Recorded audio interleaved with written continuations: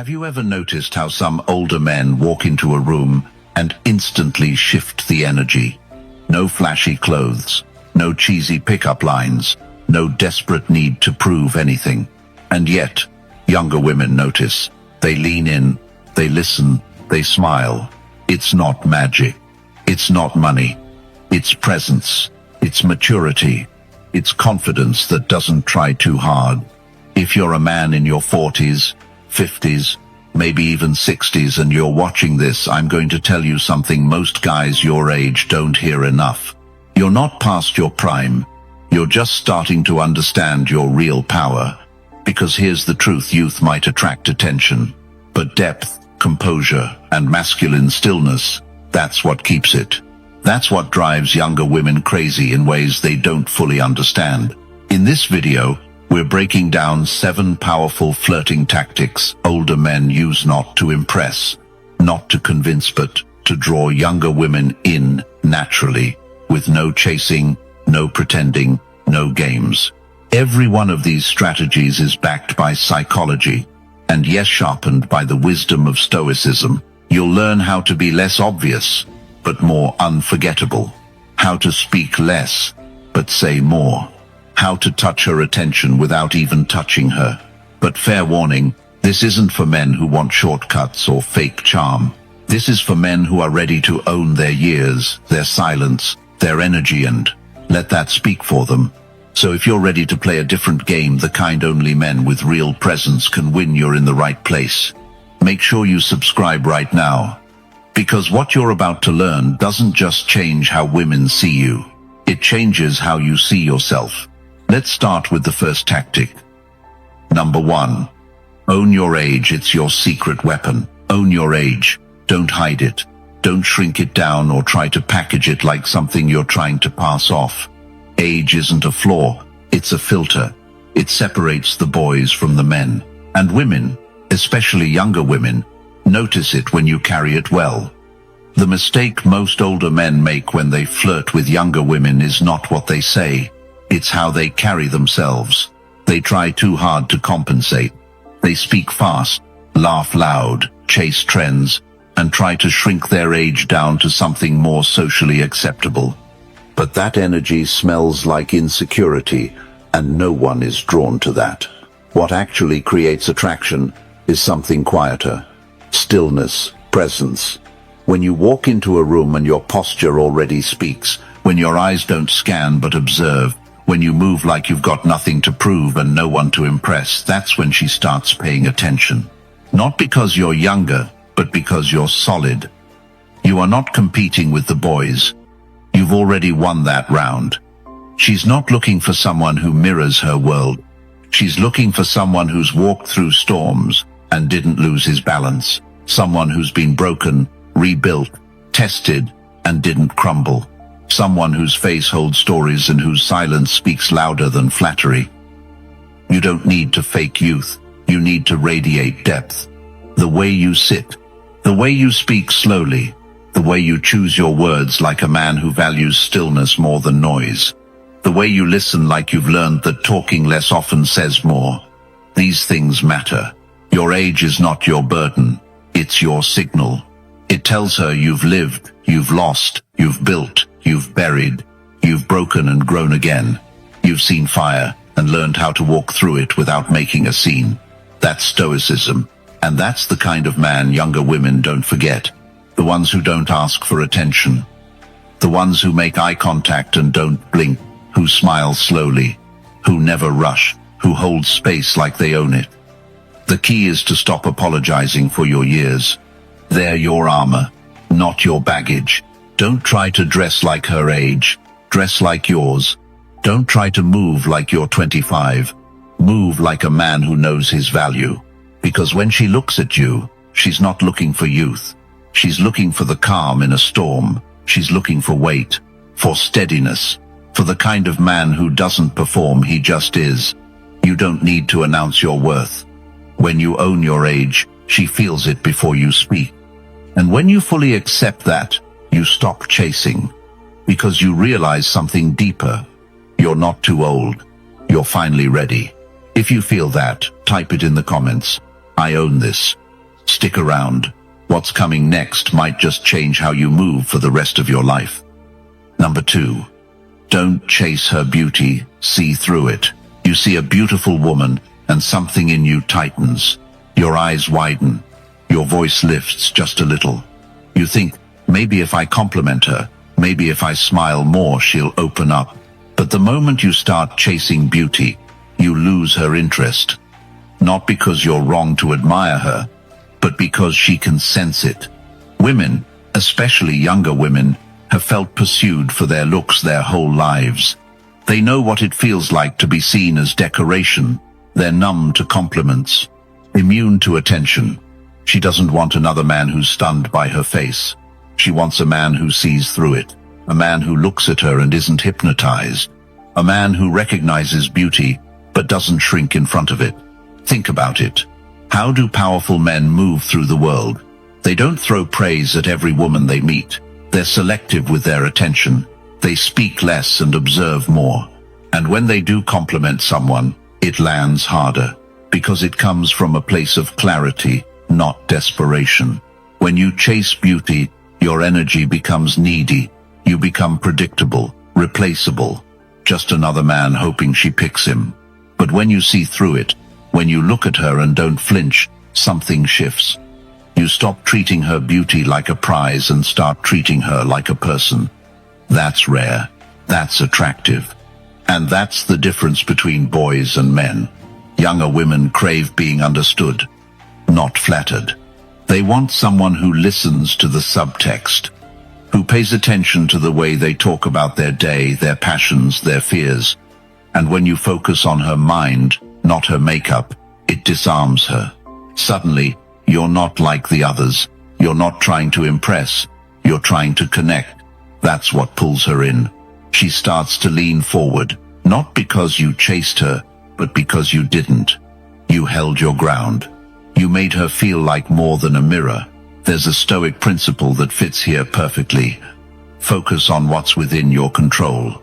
You can't control her face, her body, her reaction, but you can control where you place your attention. You can choose to notice her calm under pressure, her curiosity, her wit. You can choose to admire something no one else does. That makes you unforgettable. Because now when you speak, it carries weight. She knows you're not chasing, you're noticing. That's power. So the next time you sit across from her and she looks stunning, don't get nervous, get sharper. Don't lower your standards to match her looks. Raise your standards for what beauty means to you. And when you compliment her, say something real, something that hits beneath the surface. Then go back to being still, being present. Let her wonder how you got so grounded. Let her feel that you're different, because while other men get lost in her appearance, you just became the one man who saw past it. If that shift makes sense to you, write this down in the comments. I see deeper. Stick around. The next insight isn't about saying more. It's about saying nothing and still having the upper hand. Number 3. Dominate the room without saying a word. You walk into a room.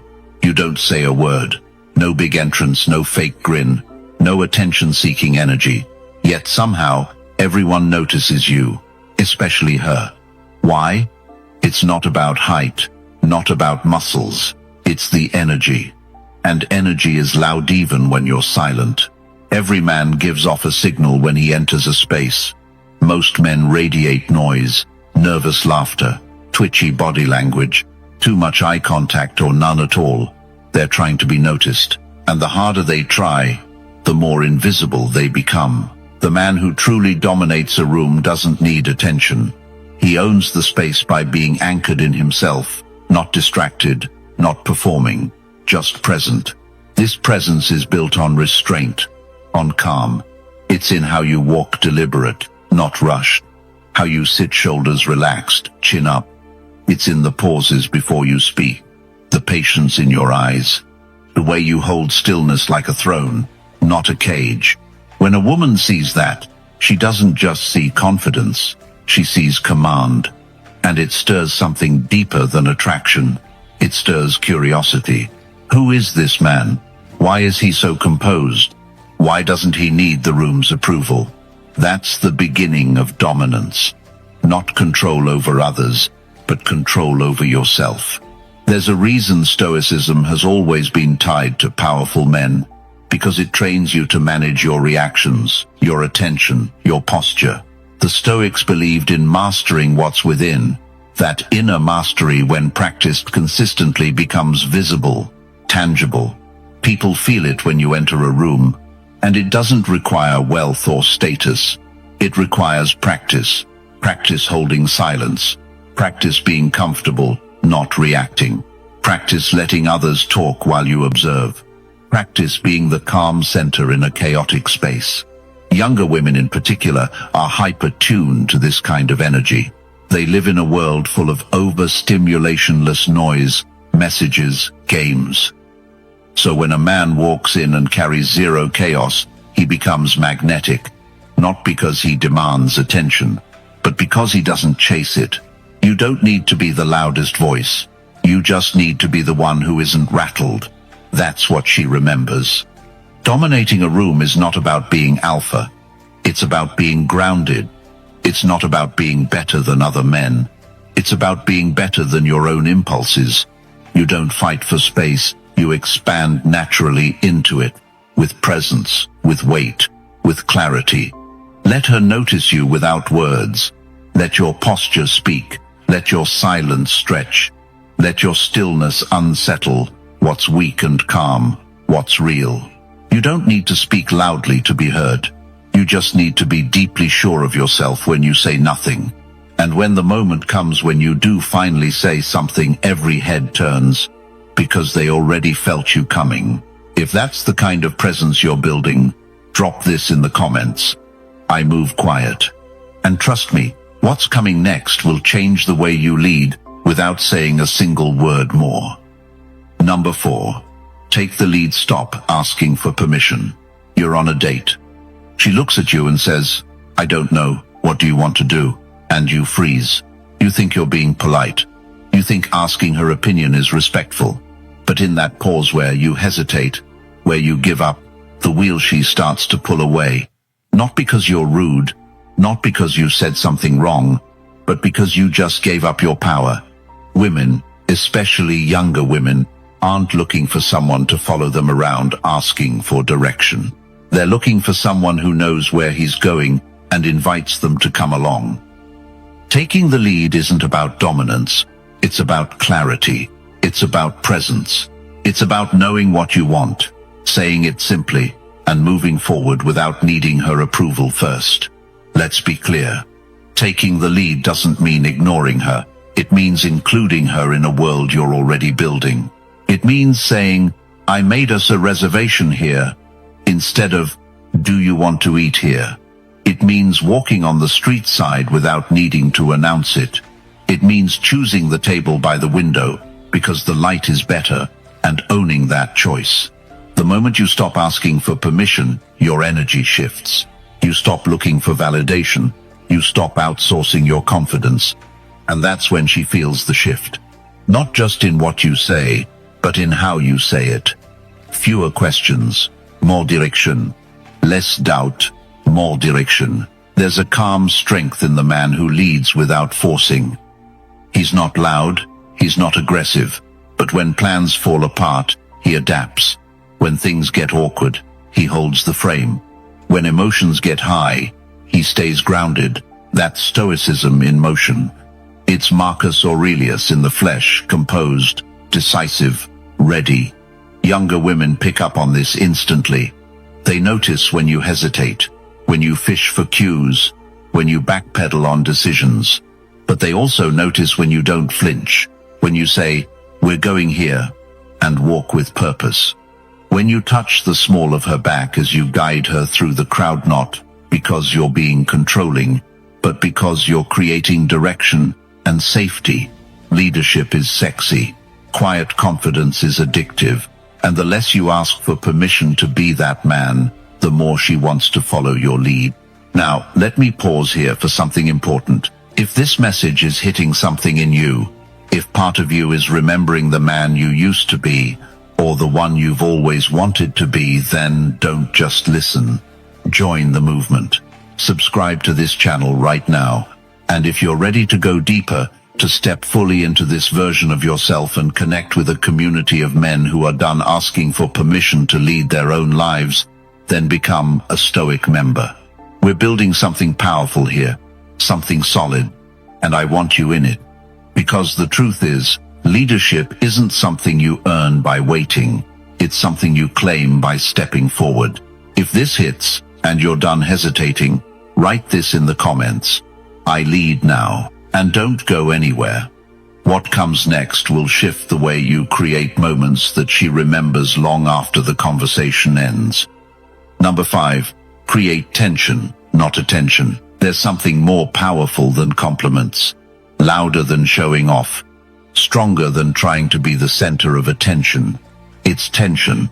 You see, most men think attraction is about being noticed. Loud laughs, bold moves, showing her you're the man. But all that energy is external. It's scattered. It fades fast. Because what grabs attention isn't what holds desire. Tension does something different. It pulls. It lingers. It builds pressure between two people without saying anything obvious. It's in the look that lasts a second too long, the pause before a response, the choice to not answer a question right away, the silence you let stretch between two sentences. That's what she remembers. That's what keeps her thinking about you hours after you're gone. Tension is space, controlled space. You're not chasing her with words or praise. You're inviting her into your energy without forcing it. And that gap between you and her, that space you leave open, makes her lean forward. Not because you begged for it, but because you didn't. This is where presence becomes more powerful than performance. You sit across from her, and instead of filling every silence, you wait. You let the air between you charge up. You let her notice the calm in your body, the steadiness in your breath. You're not rushing the moment. You're expanding it. This is rare for her. Most men are in a hurry. To make a move. To get a laugh. To say something clever. But when you slow down, when you withhold just enough, you create mystery. You leave room for her imagination. And in that imagination, she starts to picture more. That's tension. Stoicism teaches us to stay anchored in discomfort, to not react instantly. That's exactly how you build tension. By not reacting right away, by being the one who doesn't flinch, by holding your ground, not just physically, but emotionally. She says something bold. You don't overreact. She tests you. You smile, but you don't bite. That control, that restraint, is magnetic. But let's be clear, tension is not coldness. It's not pretending to be disinterested. It's emotional discipline. It's knowing you're attracted to her, but not collapsing into it. It's allowing the chemistry to build slowly, like fire smoldering before it explodes. That's what creates the pull energy women talk about. And here's the beautiful part: when you master this, you don't have to talk much. You don't have to impress. The room doesn't need to know your name, because the way you occupy space is doing all the work for you. One subtle touch at the right moment can send shockwaves through her body. A glance from across the room that lingers for half a second longer than expected can say more than a paragraph ever could. These are the moments she rewinds in her head. These are the fragments that build tension, piece by piece. Remember, you're not here to entertain her. You're here to invite her into your world, slowly, intentionally. And the slower you build that tension, the stronger the connection becomes. This is the power of not rushing, of not overreaching, of letting her feel your presence instead of your performance. If you're done trying to be the loudest in the room and ready to master tension instead, say it in the comments. I build tension. And don't blink now. The next move will shift how she hears your stories and what they unlock in her. Number 6, talk less, tell stories, make her imagine. You don't need to talk more. You need to talk better. There's a strange instinct many men have on a date. They feel like silence is the enemy. So they keep filling space, more facts, more opinions, more talking. And while they're talking, she's drifting. Not because she doesn't like them, but because there's no space for her to feel anything. Now, imagine this. You're at a bar. She asks what you do. Most guys give a straight answer. I work in finance. End of sentence. You pause. You smile. And you say, let me tell you a story from my first year on the job. It involved 2 cops, a missing server, and me climbing a fence in a suit. She laughs. She leans in. She wants to know more. That's the difference between information and story. And stories win. Telling a story isn't about performance. It's about pulling her into a world. It's not about trying to impress her with facts. It's about letting her feel what it was like to be there. The smells, the tension, the decision you had to make, what went wrong, what surprised you. That's what activates her imagination. And imagination is where desire begins. See, when you flood her with words, her brain tunes out. But when you tell the right kind of story, short, honest, with emotional way, the brain starts doing the work for you. She pictures it. She feels it. She puts herself in the scene. And that mental investment, it's deeper than logic. It's emotional. Here's the secret. Talk just enough to plant the seed. Then let her imagination do the rest. This is why you don't need to explain everything. You don't need to overshare. Let your words breathe. Let there be space around them. Let her ask questions. Curiosity is more powerful than certainty. You're not trying to win with volume. You're trying to win with resonance. And when you do speak, speak like a man who's lived. Share lessons, not lectures. Share moments that shaped you. Times when you failed. Times when you risked something. Times when you saw the world differently afterward. Younger women are drawn to that emotional maturity. They're tired of small talk. Tired of hearing the same surface-level chatter. When you open up, not emotionally dumping, but being real, you give them a new experience. One that feels authentic. One that makes them want to know more. That's what pulls her in. Not just who you are, but how you tell it. And here's what most men forget. When you create space with your words, you create energy between you. She starts imagining not just your story, but a story with you. Her brain starts building bridges. And that's where things get interesting. Stoicism teaches us to choose our words carefully, to speak with intention. Every sentence you say should move things forward or deepen the stillness between you. Both are powerful. So the next time you're with her, resist the urge to say everything. Let her do some of the work. Let the tension of not knowing yet stir inside her. And when you do speak, make it count. A story well told can live in her mind for days.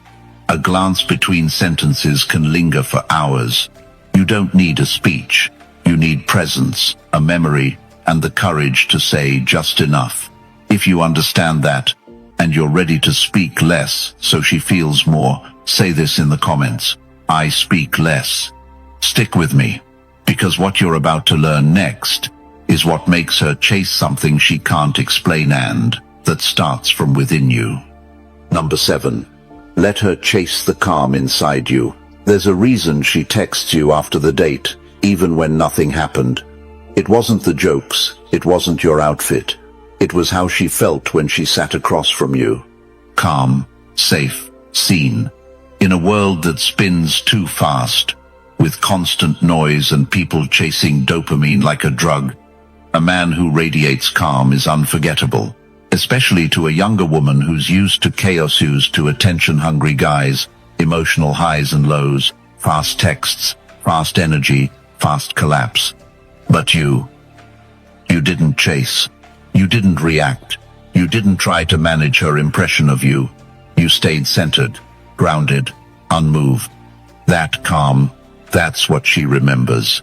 And here's the thing, she'll chase that calm if it's real, not forced, not fake zen, but the kind of inner quiet that comes from experience, from being through some hard seasons and not needing to explain them.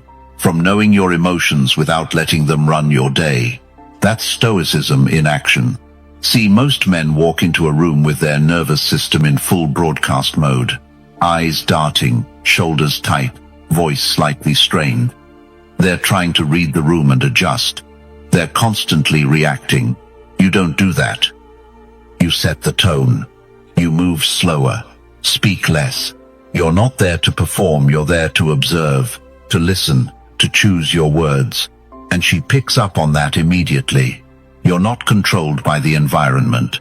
You're influencing it quietly just by how you carry yourself.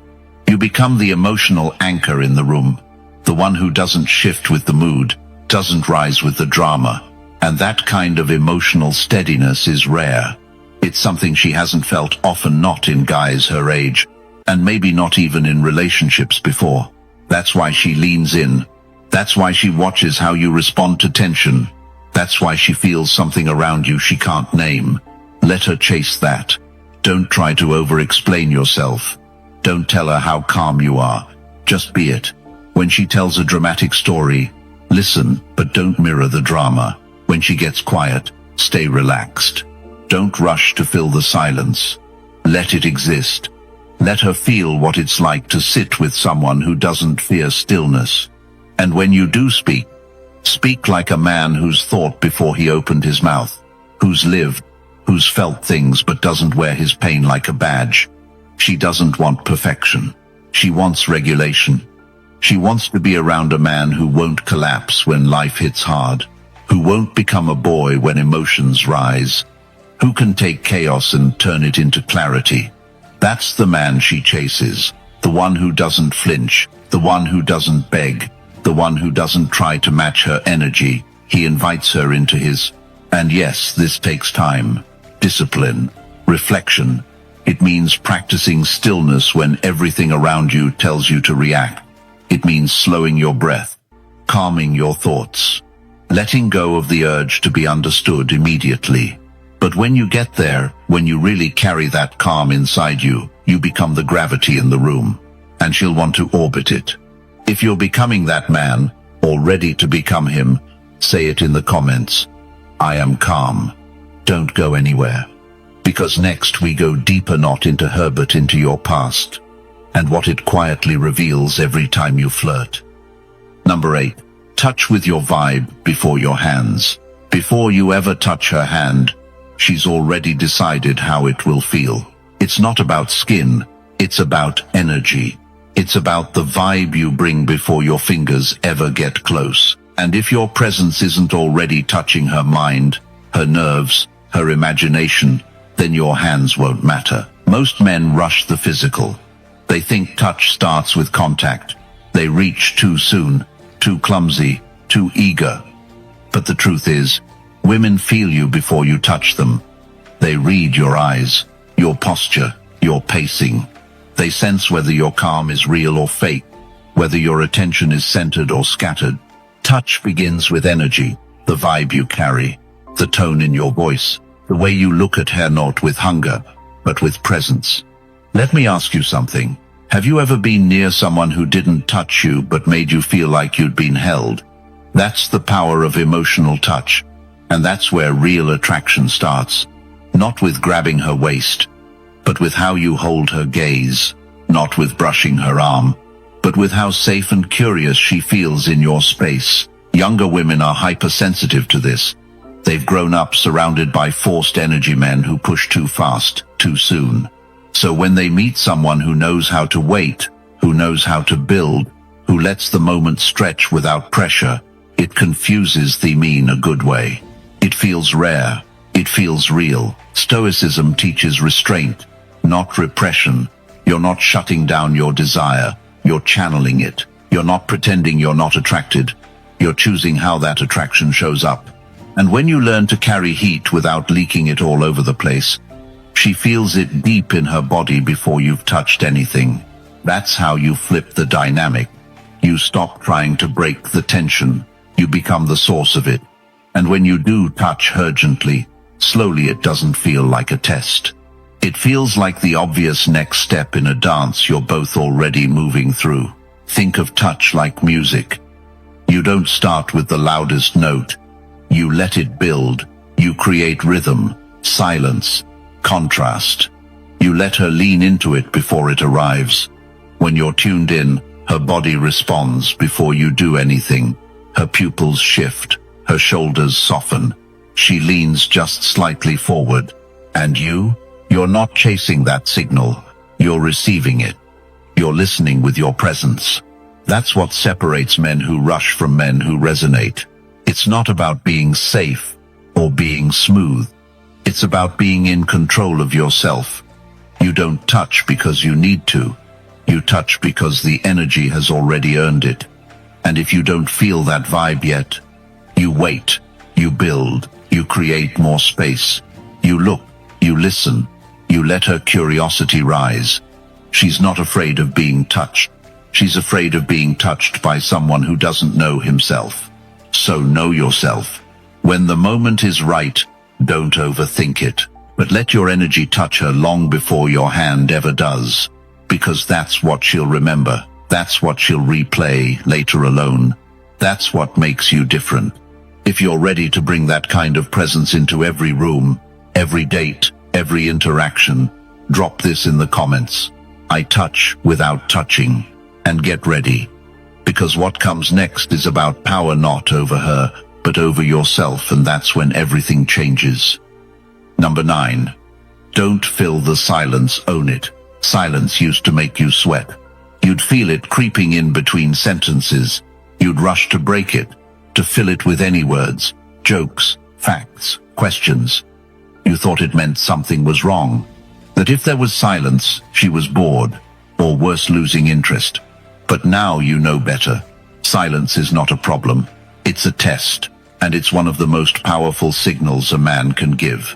Because silence doesn't expose her. It exposes you. It shows whether you're comfortable in your own presence, whether you can hold a moment without needing to be validated, whether you can be heard without speaking. The average guy thinks silence is awkward, that it means connection is slipping. So he panics, he overshares, he rushes to explain, he turns the moment into noise. But the man who owns silence doesn't flinch. He lets the stillness breathe. He lets the woman feel the space between his words, and in that space, something deeper grows. Think about the most magnetic men you've ever seen. They don't talk fast. They don't chase the room. They pause. They leave room between thoughts. When they speak, people lean in. Why? Because silence creates gravity. It's the opposite of what the world teaches us. Online, everyone's screaming over each other. Everyone wants to be heard first. But in real life, the man who waits, who watches, speaks last and says, less is the one with true power. And women feel this, especially younger women who are constantly surrounded by digital noise. They're used to fast talkers, constant validation, and surface-level connection. So when they encounter a man who can be silent, not cold, but calm, they feel the difference in their bodies. It makes them alert, curious, open. You're on a date. There's a pause in conversation. She's not sure what you're going to say next. And you just let it hang. You don't panic. You take a slow sip of your drink. You hold her gaze, just slightly. You smile. You let the silence do the heavy lifting. That alone can be more powerful than any pickup line. Why? Because she feels your steadiness, your groundedness, your ability to not chase the moment. That tells her everything she needs to know about how you handle pressure, about whether she'll feel safe with you, about whether you need attention or already have your own. The Stoics called it ataraxia, inner stillness, freedom from disturbance. And that's what silence is, the modern battlefield where men prove their ataraxia, where you show you're not owned by emotion. You're not rushing to perform. You're not begging to be liked. You're just there, present, whole. This isn't passive. It's strength in its purest form.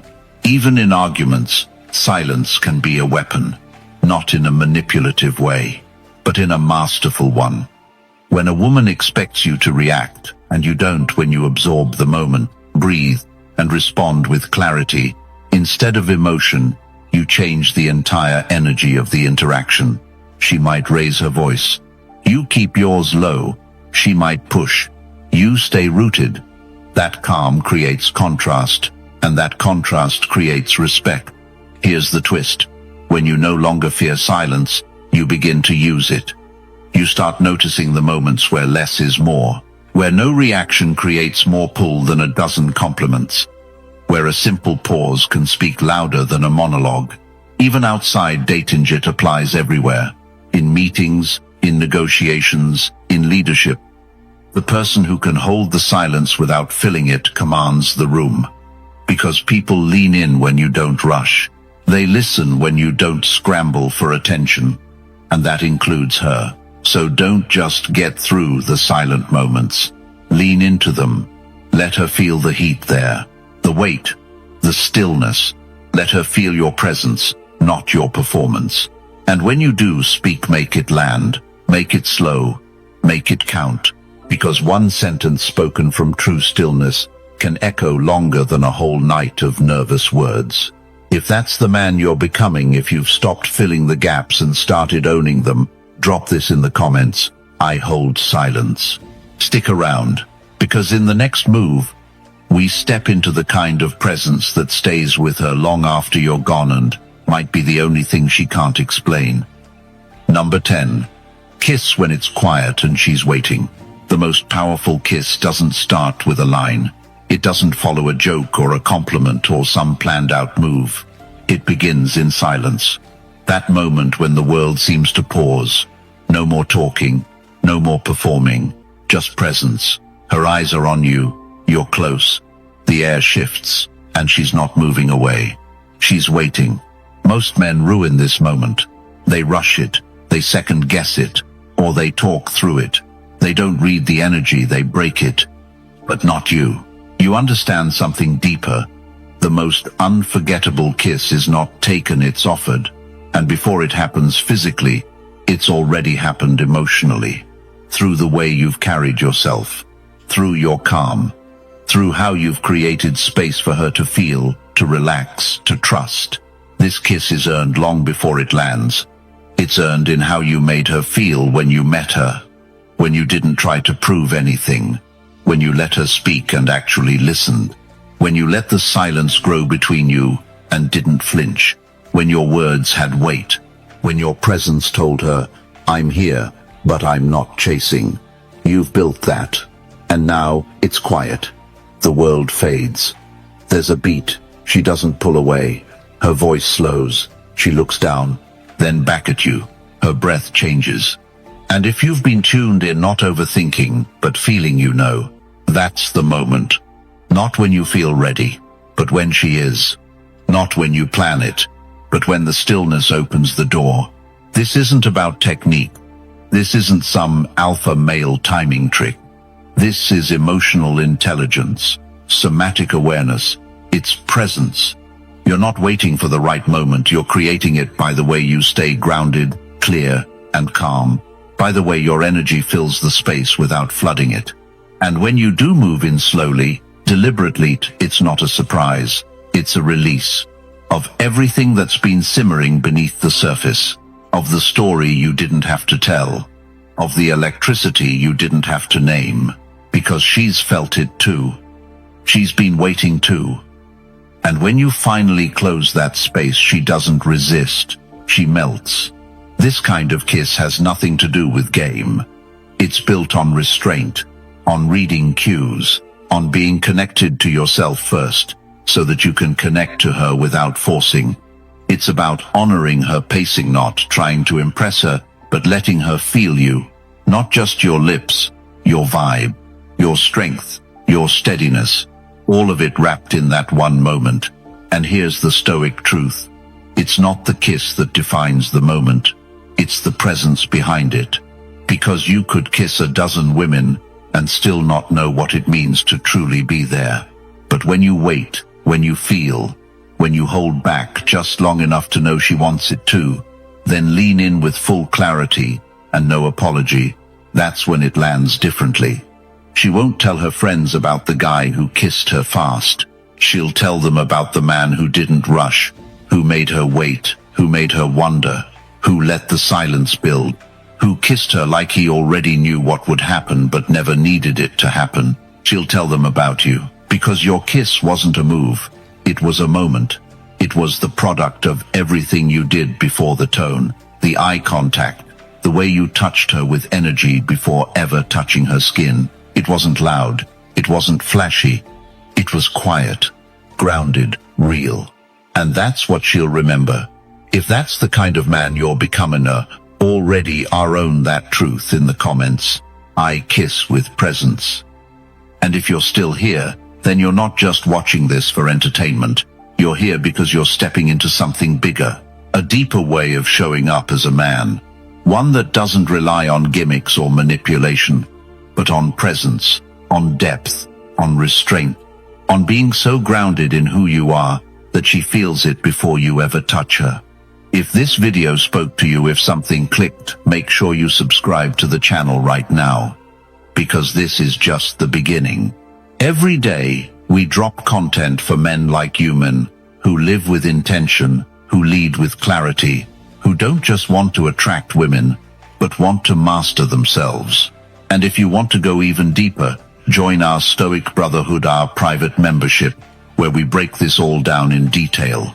Tactics, mindset, real conversation, no fluff. You'll find men like you in there, sharp, calm, powerful. Hit that join button. Thanks for watching. I'll see you tomorrow.